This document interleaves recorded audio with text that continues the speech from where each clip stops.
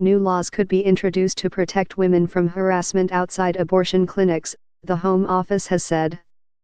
An assessment of protests held outside clinics has been ordered by the Home Secretary, following concerns about the tactics used by some protesters. Amber Rudd said it was unacceptable that anyone should feel intimidated for accessing health care. But anti-abortion campaigners said it was ludicrous to suggest new powers, because women were not being harassed. The Home Office review will hear from police forces, health care providers, and local authorities to understand the scale and nature of anti-abortion protests. It will then consider what further action the government could take to protect those using or working in abortion clinics. This could include bolstering existing, or creating new, police and civil powers, the Home Office said.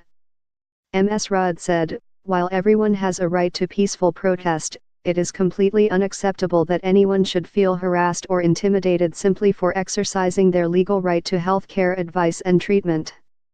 The decision to have an abortion is already an incredibly personal one, without women being further pressured by aggressive protesters." She said the review would provide firm recommendations on action to tackle the problem.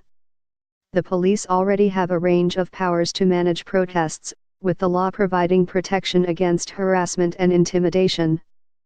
The Home Office said protesters were subject to the law and all suspected offenses will be robustly investigated.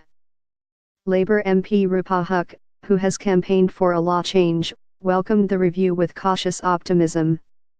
In her Ealing Central and Acton constituency, the council backed a proposal in October that would ban protesters from gathering outside an abortion clinic. The demonstrators, who hold daily vigils outside the clinic, deny harassing women. Ms. Huq said a radial zone to exclude protests within 150 m was needed, banning silent praying, singing hymns, displaying fetus images and leaflet distribution.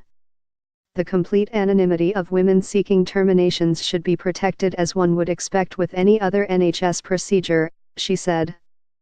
But Antonia Tully, Director of Campaigns at the Society for the Protection of Unborn Children, said, "It is completely ludicrous to suggest introducing new powers to stop small numbers of peaceful people praying outside abortion clinics and offering leaflets to women.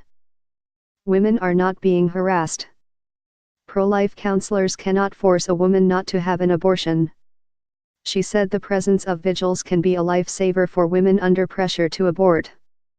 Policing Minister Nick Hurd has written to the National Policing Lead for Protest, Deputy Chief Constable Rachel Swan to begin the work.